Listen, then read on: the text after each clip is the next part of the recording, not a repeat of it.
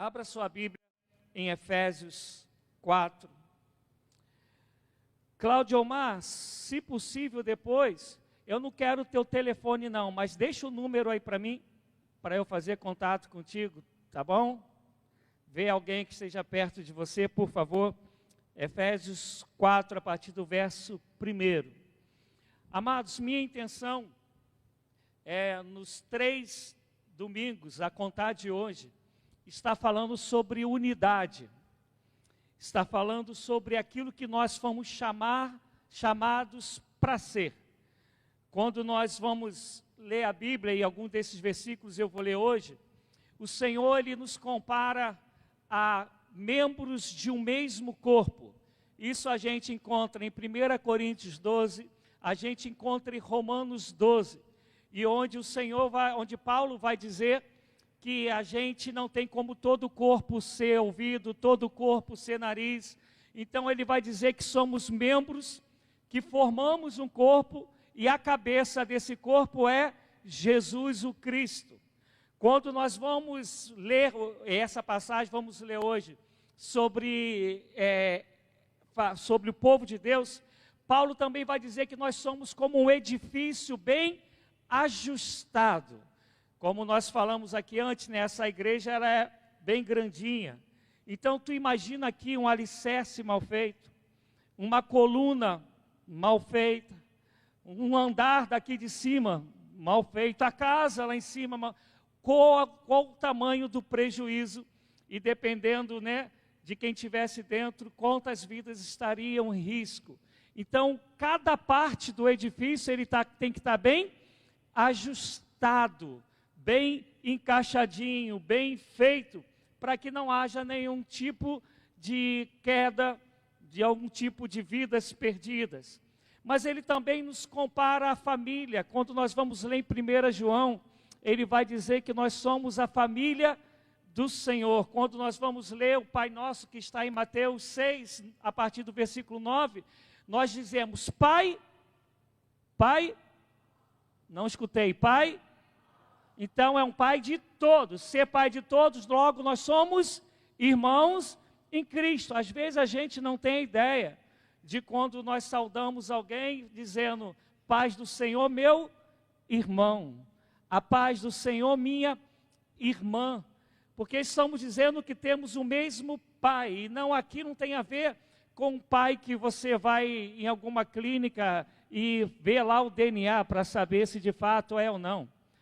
Aqui é um Pai espiritual, que através de Cristo Jesus nos fez todos irmãos, herdeiros de Deus e co-herdeiros em Cristo Jesus. E eu quero, em nome de Jesus, que no 3º domingo a gente saia daqui com a consciência de quem nós realmente fomos chamados para ser. Amém? Diz assim Efésios 4, a partir do verso 1. Como prisioneiro do Senhor, rogo-lhes que vivam de maneira digna da vocação que receberam. Sejam completamente humildes e dóceis, e sejam pacientes, suportando-nos uns aos outros com amor. Antes de eu continuar a leitura, na mentalidade grega, que é a mentalidade que Paulo escreve, ser dócil, ser humilde, é coisa de frouxo. Acho que eu não consigo achar uma expressão mais bacana para dizer. Não cabe em alguém que realmente tenha autoridade, que tenha uma relevância, ser dócil, ser humilde. Então Paulo traz a mentalidade do reino de Deus, numa época que a gente não tem dimensão do efeito que causava para quem ouvia ou para quem lia. Nós já temos uma consciência diferente, né? Que sobre ser dócil, sobre humilde, é algo legal, é algo bacana, mas quando Paulo escreve, isso é loucura. Se você de fato quer ser uma pessoa de postura, você quer ser uma pessoa de relevância, você não pode ser dócil, nem pode ser humilde. Se um dia vocês estudarem sobre os imperadores de Roma, vocês vão ver que eles eram tudo menos essas coisas, não cabia para eles.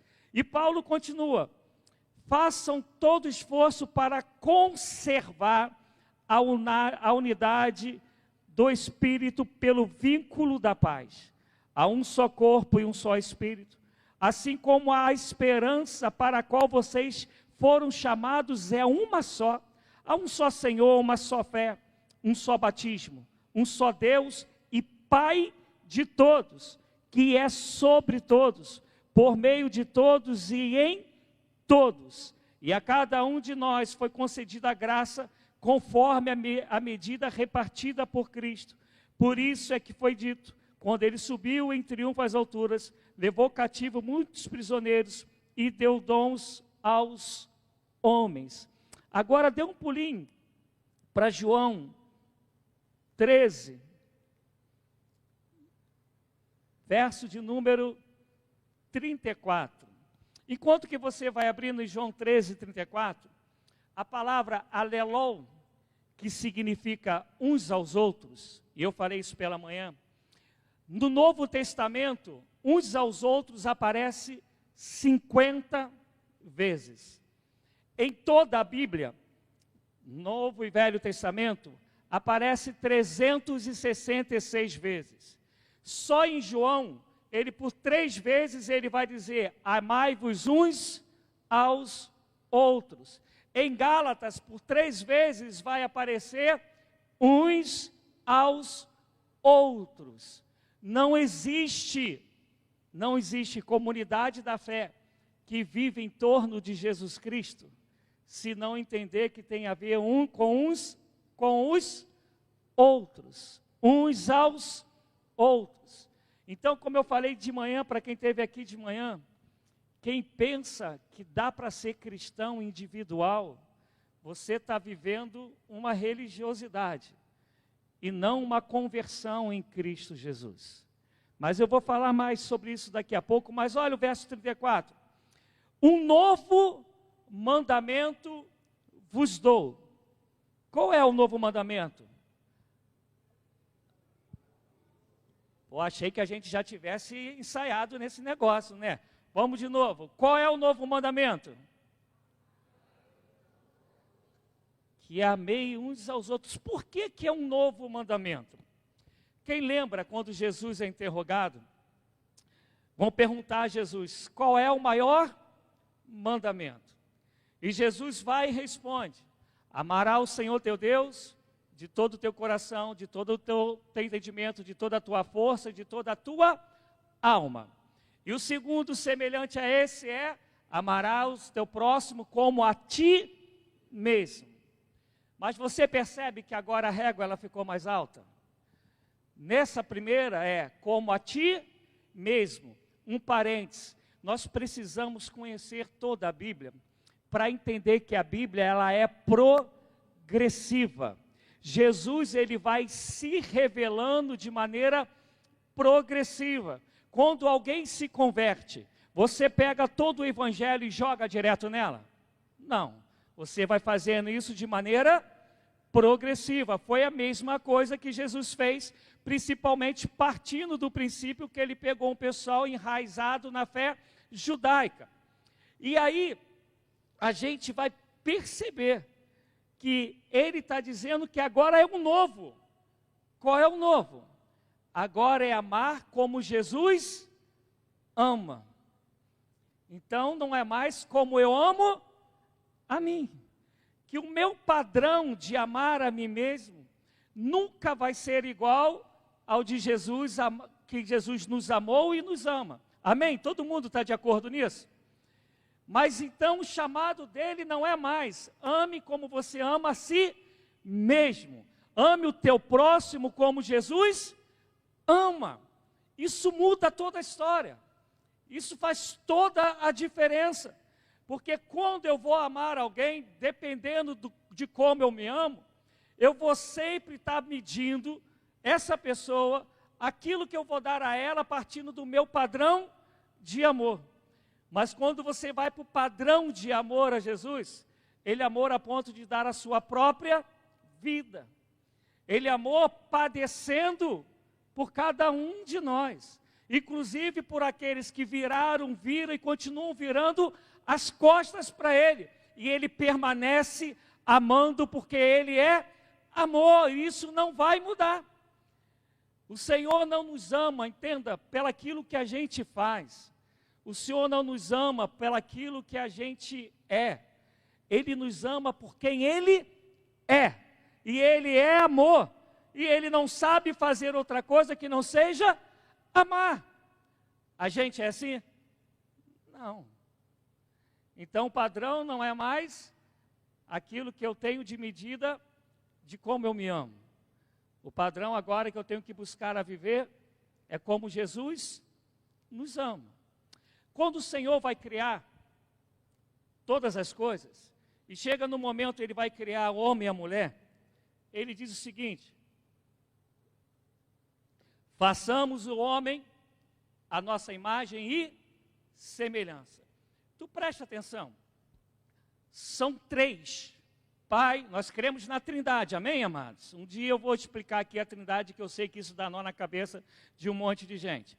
Mas Pai, Filho e Espírito Santo. Quando Ele diz, façamos o homem a nossa imagem, Ele está dizendo que existe uma imagem só. Façamos o homem a nossa imagem, porque a gente crê que esse Deus trino, Ele é um só Deus. E Ele está dizendo, olha, o homem vai aprender a ser um, como nós somos um. E quem lembra, logo depois, Ele cria Adão e Eva, e vão dizer que os dois vão casar e vão ser uma só carne. Unidade sempre foi o propósito de Deus. Unidade é algo tão sério, mas tão sério, que quando a gente vai ler em Gênesis 11, está sendo construída a Torre de Babel, a gente vai ver que aquilo preocupa a Deus. E está escrito lá, olha, se a gente não intervir nisso, a unidade deles pode causar um dano tremendo. Então é preciso que a gente acabe com essa unidade que é para o mal.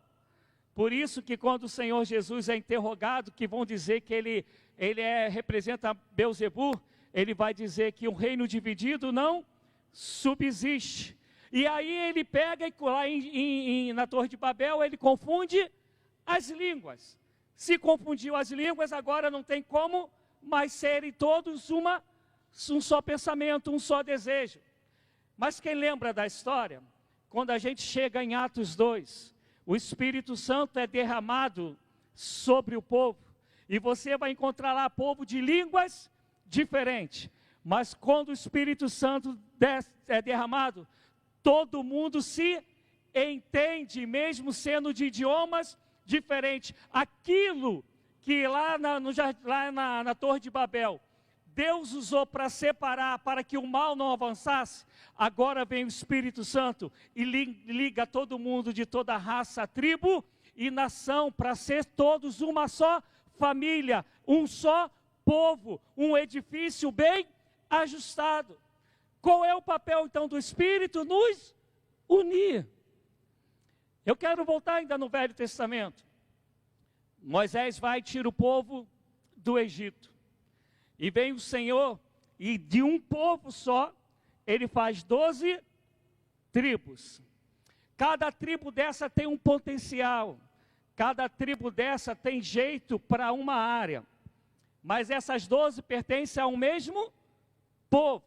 Cada tribo dessa tem famílias. Dentro delas, famílias que vão ter peculiaridades distintas. Mas todas as vezes que eles tinham que ir para a guerra, algo do gênero, o que acontecia? Todos se uniam para o mesmo propósito, que era para fazer a vontade de Deus. Eu vou abrir um parênteses. O amado lá e família que nos visitam, eu não sei se vocês conhecem a igreja metodista, mas eu vou falar um pouquinho agora diretamente para o povo metodista. Quando a igreja metodista, ela decide que nós vamos caminhar através de dons e ministérios, a metodista, ela cria as sociedades e os ministérios. Mas na nossa cabeça, parece que quando isso acontece é para dividir. A gente não compreendeu que isso acontece para como as tribos, cada um fazer bem aquilo que sabe fazer bem, aquilo que foi chamado para fazer bem. Todavia, uma tribo completa a outra, como uma família completava a outra. Na nossa cabeça, parece que quando a gente se forma em ministérios e sociedade, e aí eu vou repetir um ditado que vocês vão me ouvir falar inúmeras vezes, eu lembro da minha avó: farinha pouca, o meu pirão primeiro, cada um quer puxar a brasa para a sua própria sardinha. E aí eu não entendo, tem culto da juventude. O pessoal acha que é só a juventude que é a igreja, ninguém vem apoiar a juventude que está ali para poder cultuar a Deus na direção, mas se o culto é para toda a igreja, porque um ao outro ajudou e ao próximo disse, esforça-te. Aí vem a quarta, quinta, sexta idade, a melhor idade, e igualzinho acontece. E aí a gente vem o culto das mulheres, e se bobear, igualzinho acontece, porque a gente acha que isso é para dividir, ao contrário, isso era para nos fortalecer mais ainda. Quem aqui malha? Quem aqui vai à academia, gente? Faz musculação? Fazem musculação. Vocês já viram aquele homem que parece uma perereca? Que é grandão, uma rã, que é grandão aqui em cima e fininho aqui embaixo. Se bobear, ele vai andar plantando bananeira, que ele tem o braço mais forte do que a perna. Porque ele não conseguiu entender que tudo aquilo ali é o corpo dele. E aí, se ele ainda estudasse um pouquinho, ele ia compreender que uma perna saudável é saúde pra caramba, que a panturrilha, ela é o nosso segundo coração. Vocês sabiam disso? Que é a panturrilha que impulsiona o sangue para ele poder subir de novo. E se você tiver uma panturrilha boa, logo você vai ter um coração bom. Mas a gente faz a mesma coisa, a gente quer malhar algumas áreas e as outras não. Porque a gente não compreendeu que quando é para a glória de Deus, todos têm que estar juntos, e não só juntos. Há muito tempo atrás, eu fiz uma reflexão, quando começou essa mania aí, né? Estamos juntos, estamos juntos. E aí um dia, de tanto eu ouvir esse treco, eu fiz uma reflexão falando que estamos juntos significa que estamos unidos. Isso tanto não é verdade que a gente pode estar junto agora à noite e não haver unidade no meio de nós. Estar junto é uma coisa, estar unido é outra. E Deus nos chamou para estarmos unidos. E essa mentalidade, como eu estou mostrando a vocês na Bíblia, é desde sempre, porque isso é o propósito de Deus. Quantos aqui, eu ainda nem sei o nome, acaba o culto, ainda vou ali para a porta para poder tentar olhar nos olhos, apertar a mão, dar um abraço. Tem gente que passa a 220, parece que deixou alguma coisa no fogo que vai queimar, rapaz. Passa numa velocidade tremenda e eu não entendo. Como a gente tem pressa de um estar afastado do outro. A gente, quando leu lá em Efésios, abra aí para você ir acompanhando. Está escrito, eu quero que você entenda isso em nome de Jesus. Quando você se converte, a tua conversão, ela é individual. Mas ao mesmo tempo que a sua conversão, que acontece só contigo, que ela é individual, ela existe, nesse mesmo tempo você é lançado no corpo de Cristo. Você é lançado na família de Cristo. Você não foi chamado para viver um evangelho sozinho, individualista, egocêntrico, porque isso é qualquer outra coisa, menos o evangelho de Jesus. Porque quando você se converteu, você passou a ser filho e filha de Deus. Esse Deus a quem a gente ora, Pai Nosso. Então, na verdade, você se converteu, passou a ser da família de Cristo. Há uma família que você pertence, que não é só daqui, mas ela começa aqui e vai para a eternidade. E se você não compreender isso, vai ser difícil você poder chamar alguém de irmão.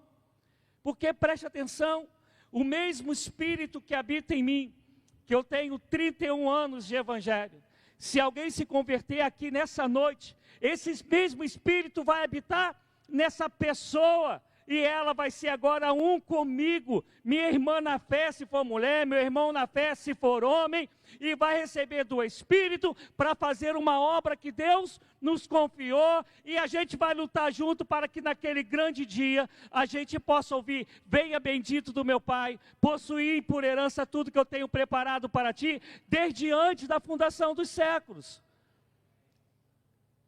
Mas a gente não quer se relacionar. A gente não quer ser família.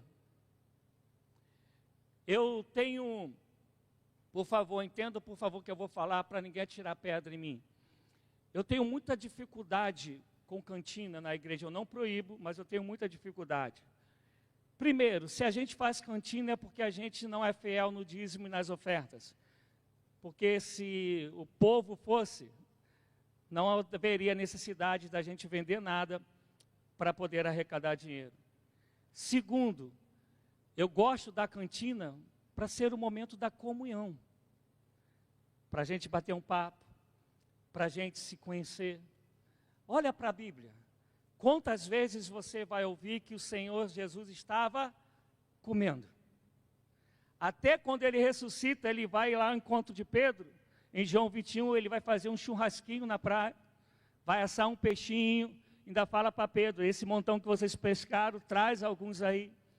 Quando ele está no caminho de Emaús, falando deles, falando do reino, e aí quando ele senta à mesa, ele parte o pão, vai dizer que os olhos se abriram.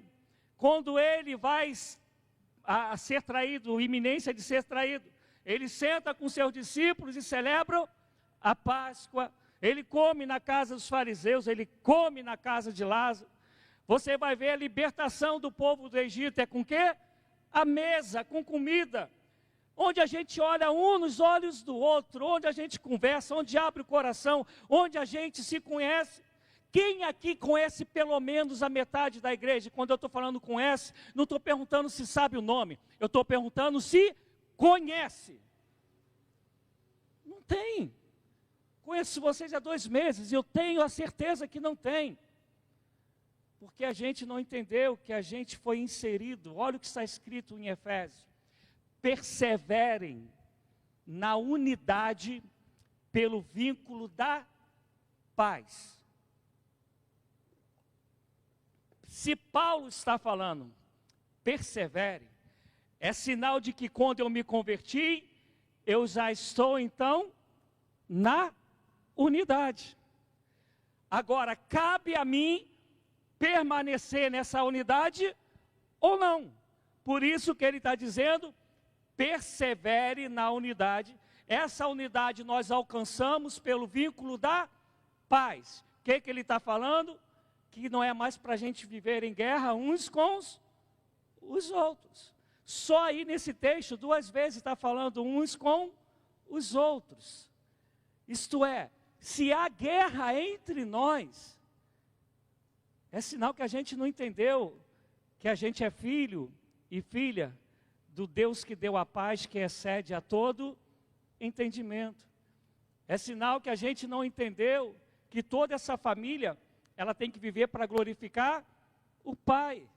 Que todos esses irmãos têm que viver em unidade, a fim de que os outros, olhando para nós, saibam que somos filhos de Deus. Abra aí em João 17, vê se eu vou acertar o versículo, eu acho que é 21. Se for o 21, não lembro se é o 21. Deixa eu pegar a cola aqui que eu não lembro de cabeça se é o 21. O Senhor Jesus vai orar para dizer que Ele deseja que nós sejamos um. 21. Para que todos sejam um, como tu estás em mim e eu em ti. Olha como unidade é um negócio sério. Jesus Cristo está próximo da sua morte. Eu sempre falo isso.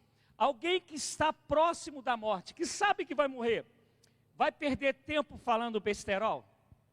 Vai, gente. Vai, meu tinto, vai chegar para sua esposa, está perto de morrer, e vai falar só coisa que não vale a pena? Não vai.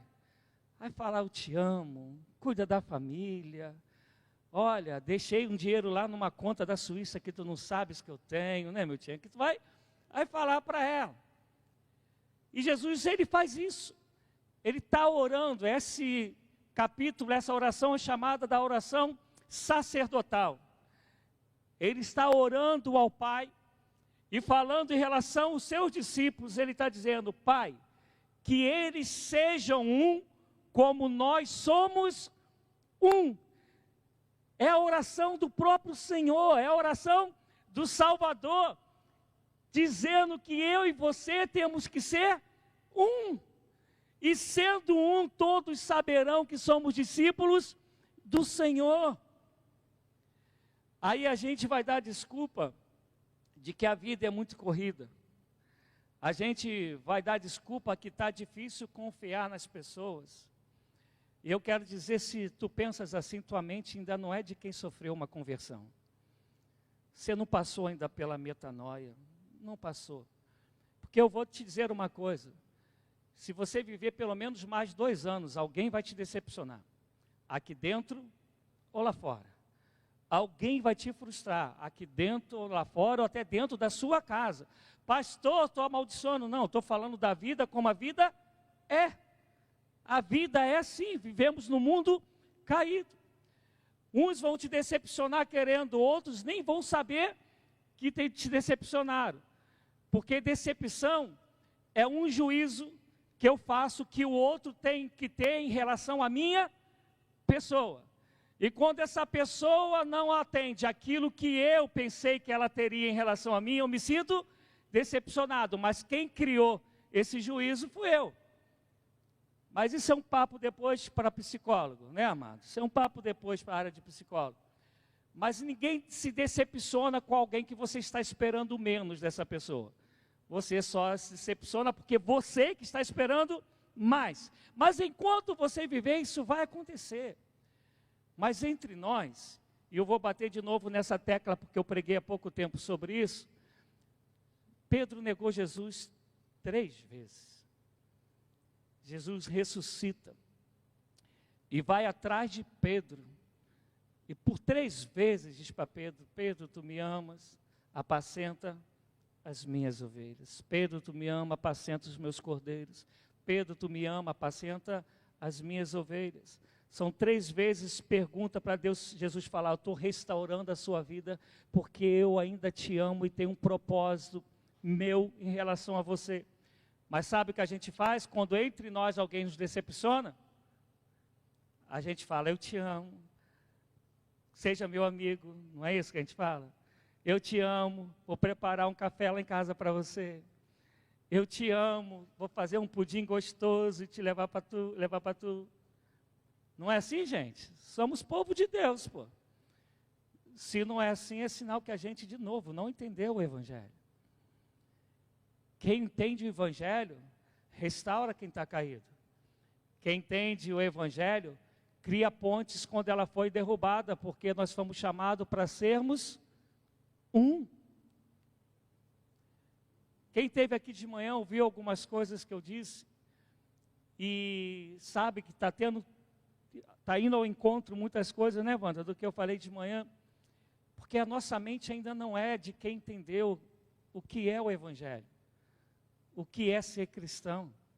Imagina, dizem que hoje nós somos 38% de cristãos. Isso evangélicos, protestantes, tirando os católicos. Imagina esse povo unido. Imagine esse povo sendo um. Imagine um ajudando o outro. Um orando pelo outro, um socorrendo o outro, e todos juntos falando que Jesus Cristo é o caminho, a verdade e a vida, e que ninguém vai ao Pai a não ser por Ele. A gente estaria em situação melhor, sim ou não? a gente teria alcançado mais pessoas para o reino de Deus? Sim ou não? A Bíblia fala, Jesus dizendo, ai daquele por quem vier o escândalo. A gente acha que escândalo grande é quando um crente mente. Claro que isso é horrível, o diabo é o pai da mentira. Quando um cristão adultera, isso é horrível, o corpo é templo do Espírito Santo. Mas eu te garanto que o que mais escandaliza o povo lá fora, e eu não nasci no Evangelho, é ver que nós não somos unidos. É ver que dentro de nós é um querendo derrubar o outro, ou é um virando as costas para o outro. Meu Deus, eu vejo redes sociais onde pessoas que se dizem pastores, têm prazer em ir na rede social para falar de pecado do outro. Eu não sei se vocês ouviram, quem aqui ouviu falar de Neil Barreto? Neil Barreto, lá do Rio de Janeiro, da Igreja Bethesda. Neil fazia um trabalho fantástico na igreja dele, fantástico.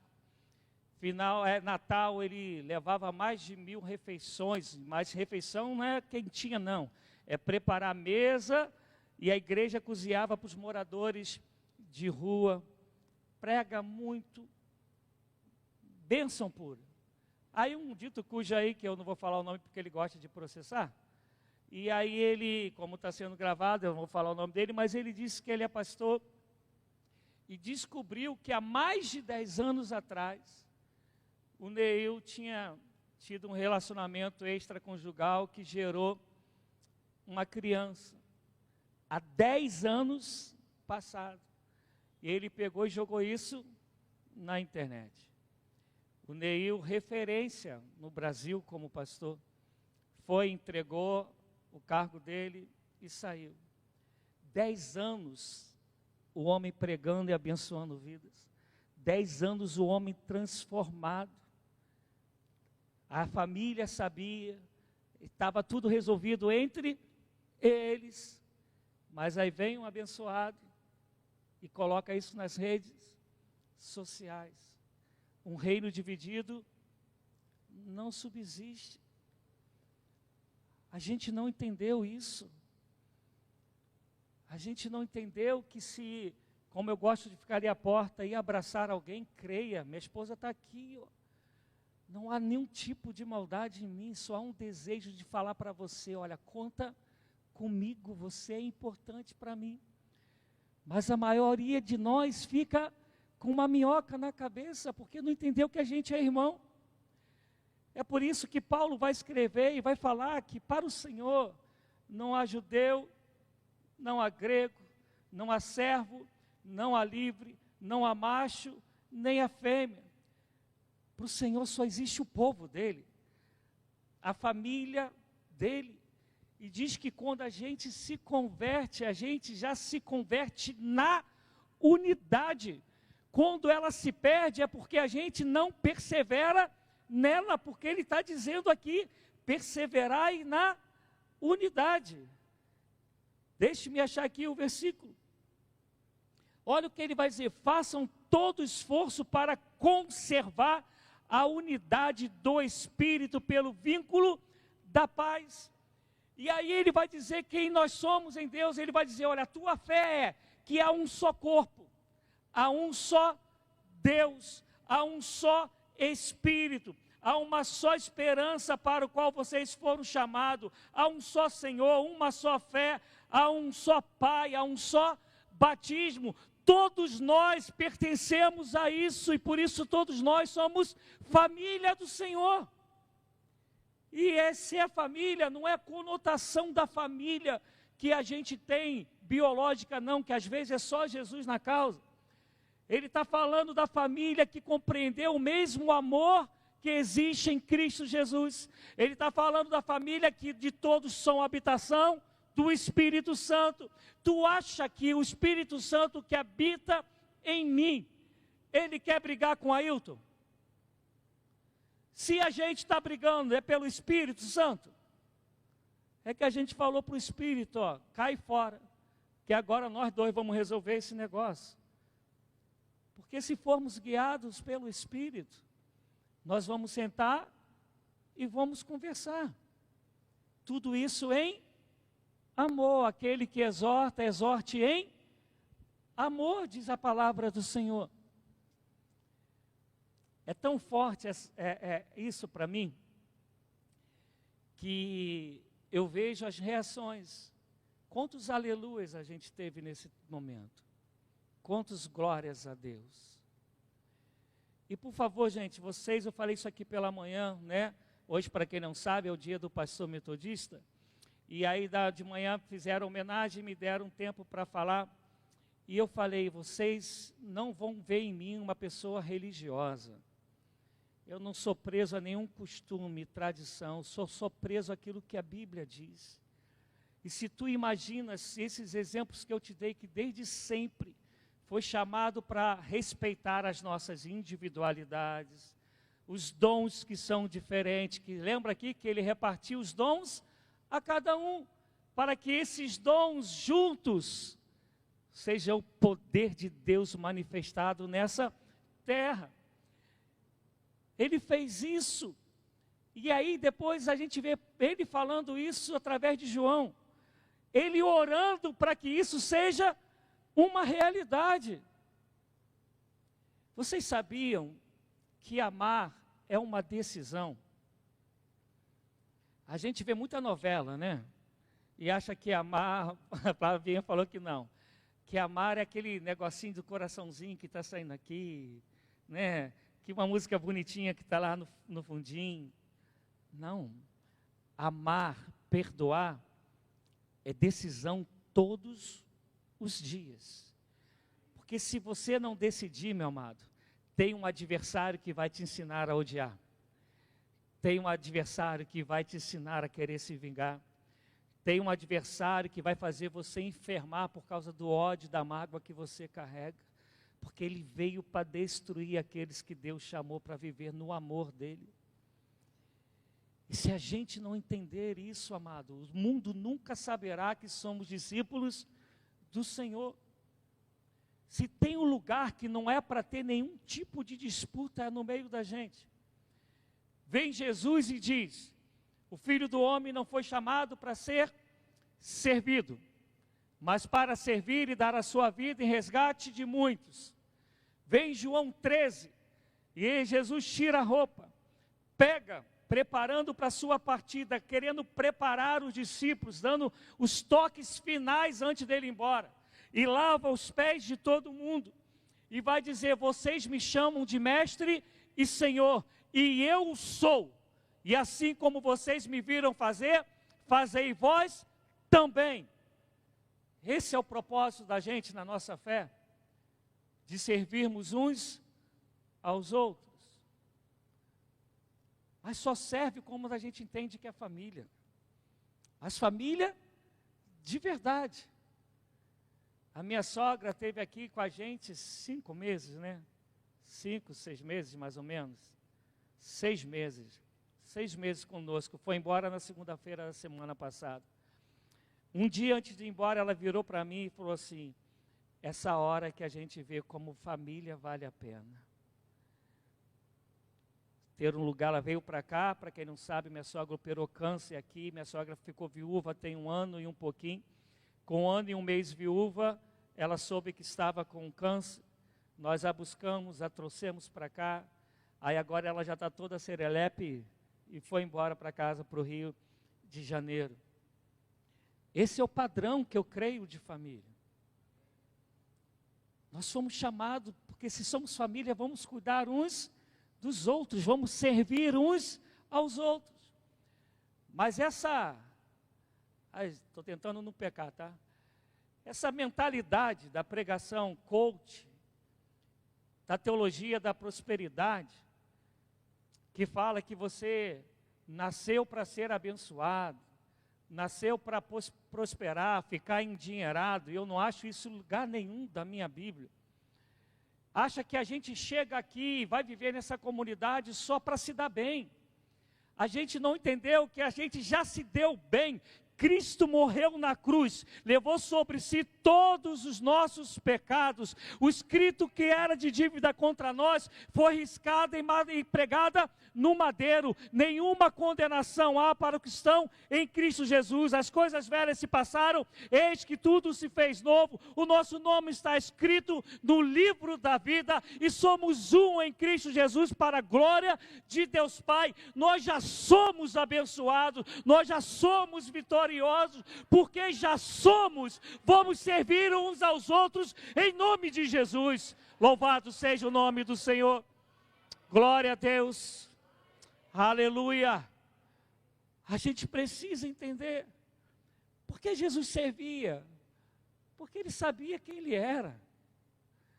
Ele sabia quem ele era com o Pai.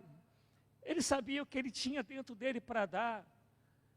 Por isso tudo que é do Senhor é nosso, inclusive as aflições que ele passou. A gente só não vai pagar o preço que ele pagou, graças a Deus, porque a gente não ia suportar. Mas a gente foi chamado para isso, para viver em unidade como família. Família que senta à mesa e parte o pão. Como eu fico boquiaberto com cristãos que praticamente só aparecem dia de ceia. Ele acha que tem alguma coisa sagrada naquele dia, e aí ele vem para poder pagar a conta lá do sagrado, e não entendeu que ceia é comunhão. Comunhão não se faz de um dia. Comunhão é de caminhar juntos, sermos unidos em um mesmo propósito. E se essa é a comunidade que o Senhor nos confiou, temos que estar aqui unidos no mesmo propósito, que gera comunhão. Então, quando a gente parte o pão, a gente dá um para cada um, dizendo, olha, a gente come do mesmo corpo, do mesmo pão, porque somos um em Cristo Jesus. A gente toma do mesmo cálice, porque esse cálice ele resgatou e purificou e santificou a todos nós. E o Senhor nos confiou essa unidade. E vai dizer Lucas, que é para anunciar o reino dele até que ele venha, até que ele volte.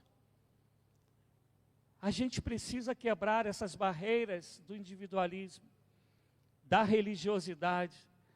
Porque se a gente viver assim, a gente vai se afastar cada vez mais daquilo que de fato, que é ser comunidade da fé, de que é ser corpo de Cristo, de que é ser igreja do Senhor Jesus. Eu não vou terminar, mas vou caminhar para terminar. Quando você lembra do caminho de Emaús, e acontece o partir do pão, e os olhos dos dois discípulos se abrem, quem lembra o que esses dois discípulos fizeram? Eles tinham caminhado um dia de ida. Quando eles sabem que é Jesus no partir do pão, eles agora caminham um dia de volta, para estar em comunhão com aqueles que ficaram. Eles não sabiam já que era Jesus, podiam tocar a vida deles, mas eles falam, tenho que estar unidos com eles, e eles voltam. Amados, se a gente entendesse isso, um montão de gente que está lá fora não estaria. Um montão de gente que por causa do nosso individualismo, do nosso egocentrismo, a gente machucou, a gente não deu atenção, a gente não reparou. E as pessoas se sentiram sozinhas e foram embora, se machucaram e não teve ninguém que cuidasse delas. Porque a gente não entendeu ainda o que é ser família do Senhor Jesus. E Ele disse que nós agora somos todos irmãos. Abre aí, se eu não me engano, é 1 João 3. Deixa eu ver se eu consigo. Se é João 3. Se não for, depois a gente acha a passagem e eu só falo dela, mas eu acho que é 1 João 3.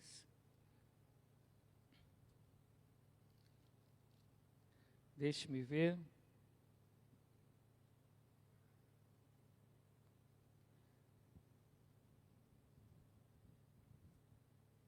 Vamos ler a partir do verso 16, em 1 João 3.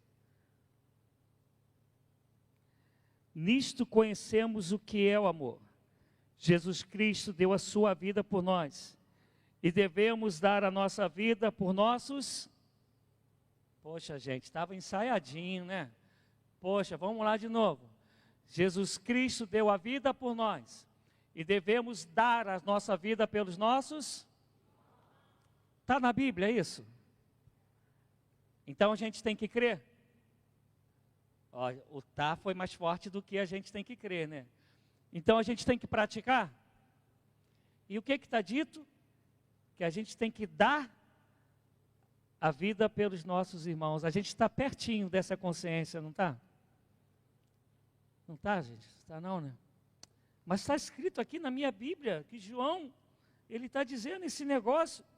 Se alguém tiver recursos materiais e ver do seu irmão em necessidade, não se compadecer dele, como pode permanecer nele o amor de Deus? Filhinhos, não amemos de palavra nem de boca, mas em ação e em verdade. Assim saberemos que somos da verdade e tranquilizaremos o nosso coração diante dele, quando o nosso coração nos condenar. Porque Deus é maior do que o nosso coração e sabe todas as coisas. Não amemos somente de palavras, mas de ação. Não precisa me responder. É essa a nossa visão de fé em Cristo Jesus. É essa a nossa visão, nosso sentimento de quem ora dizendo, Pai Nosso. É esse o sentimento que tu tens quando tu sais de casa para vir para cá? A gente perdeu tanto a noção de família, que muitos, não vou falar todos, mas muitos não levam a sério o congregar, o estar presente nos cultos. Porque para a gente eu vou ao culto para eu me sentir bem. A gente não tem prazer de ir ao culto para estar junto com os irmãos e junto adorar ao Senhor. A gente não tem, porque a gente ainda não entende que o outro é meu irmão. Eu vou fazer algo que eu não gosto mesmo, mas só para ficar pedagógico. Pode ser tua esposa, teu namorado, pode ser seu irmão em Cristo, tua mãe, mas olha para alguém que está do seu lado. Se essa pessoa de fato está em Cristo, você vai ter que olhar para a cara dela pela eternidade. Tu tem ideia desse negócio? Mas isso só vai acontecer na eternidade se acontecer aqui e agora. Se não acontecer aqui e agora, eu e você corremos risco de chegar naquele dia de Mateus 7, 21, e a gente ouvir, apartai-vos de mim, porque não vos conheço. Mesmo tendo dito, em teu nome profetizamos, em teu nome expulsamos demônio, em teu nome curamos enfermos. E ele vai dizer, apartai-vos de mim, porque não vos conheço. Porque isso tem que começar agora. O Espírito Santo habita em nós agora. Quando nos convertemos, fomos unidos pelo vínculo da paz, por isso precisamos nos esforçar. É bem claro, eu gosto de Paulo. Paulo é fera quando escreve. Ele sabe quem nós somos, então ele fala, temos que nos esforçar para preservarmos a unidade pelo vínculo da paz. Por que é esforço? Porque o individualismo é muito grande. É esforço porque o egoísmo é muito grande. Por isso que é todo dia matar a velha natureza, matar o velho homem, e todo dia ser cheio do Espírito, todo dia deixar o Espírito reinar em nós. Eu gosto quando a Bíblia fala que nós devíamos confessar os nossos pecados uns, viu como alguns conhecem? De novo, uns aos outros. Está falando que a gente tinha que confessar os pecados uns aos outros. E eu vou terminar nisso. A gente faz isso? Por que a gente não faz? Porque o outro não é o nosso irmão. E a gente tem medo de, quando a gente confessar, o outro nos julgar e ainda sair contando para as outras pessoas. Enquanto onde que tinha que ser o lugar de confiança? Se somos de fato de Jesus. Se de fato o Espírito habita em nós. Se andamos com temor e tremor. Se fomos chamados para edificar vidas. Se somos irmãos em Cristo Jesus. Onde que tinha que ser o lugar mais seguro da terra? Entre nós. Inclusive eu estou lendo esse livro, O Lugar Mais Seguro da Terra. Tinha que ser entre nós. Mas preste atenção àquilo que a Bíblia fala, confessar os pecados uns aos outros. A gente tem horror desse trem. Se pudesse, a gente ia pegar uma borracha e apagar esse treco de lá. Pegar um estilete e cortar onde está escrito isso. Por quê? Primeiro, a gente se acha muito santo. Então, o outro não pode saber que a gente tem pecado. Segundo, que a gente ainda não é irmão maduro o suficiente para, quando alguém confessar para a gente poder encher essa pessoa do amor que há em Cristo Jesus e dizer: eu vou orar contigo, vou orar por você, até você ficar de pé em nome de Jesus Cristo. E terceiro, porque a gente não é irmão. Se a gente fosse, o lugar que a gente tinha que encontrar socorro era aqui. O lugar que a gente tinha que encontrar acalento é aqui. Mas como eu disse, eu vou ficar uns 3 domingos pregando sobre isso. E cadê minha filha? Está aí, minha filha? Eu tenho trazido palavras assim bem gostosinhas, né? Desde que aqui estou. E minha filha falava: pai, o que aconteceu, pai? O senhor está doente? Viu, filha? Hoje não foi tão gostosinho. Não teve nem aleluia e glória a Deus, viu? Mas, amado, esse é o evangelho que eu creio. O que eu falei aqui está na Bíblia, amados? Sim ou não? É bíblico? A gente viu João falando, a gente viu Paulo falando, a gente viu Jesus falando, a gente viu o Velho Testamento falando para a gente. Agora, a gente não vai mais poder aparecer diante de Deus e falar assim: ó, eu não sabia. Porque agora teve um carioca que chegou aqui e falou para vocês que é assim. A Bíblia diz que é assim. Agora, o esforço, esse sim é individual. Esse é de cada um. A Alessandra não pode se esforçar por mim, eu não posso me esforçar pelo meu filho e por aí vai. Esse esforço é nosso. Se a consciência de Jesus está em vocês, é assim que a gente tem que viver. Agora eu tenho certeza, amados, que o dia que isso acontecer, a gente vai viver o que está escrito lá em Atos 2, que é o que eu quero pregar na semana que vem. Mesmo sendo Páscoa, é sobre isso que eu vou pregar. Que vai dizer que e o Senhor acrescentava todos os dias aqueles que iam de ser salvos. Eu estou lembrando aqui de um amigo que ele me conhece antes da conversão. Ele é cristão de berço, ele é 3ª, 4ª geração de metodista. E ele me conheceu antes da minha conversão, a gente jogava bola juntos, e conheceu todo o processo da minha conversão. E de vez em quando a gente troca figurinha quando ele está um pouco nos apertos lá, ele acaba me ligando, pedindo instrução, porque a vida dele com os pastores que eles têm não tá muito legal. Não a vida dele, a vida da igreja.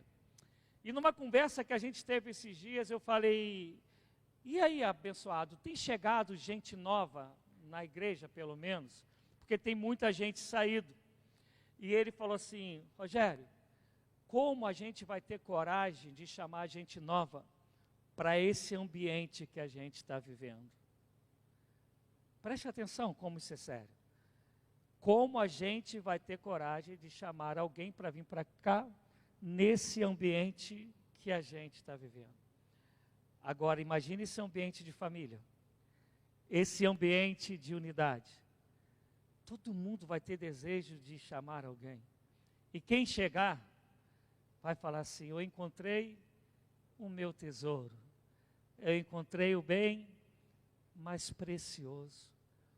Que o Espírito Santo fale mais e melhor ao coração de vocês. Continue em oração, porque eu pretendo domingo à noite continuar falando sobre isso. Vou trazer um pouco da essência da Páscoa, mas a direção vai ser ainda essa. Vocês vão cantar? Então eles vão cantar e depois eu vou estar orando junto com vocês.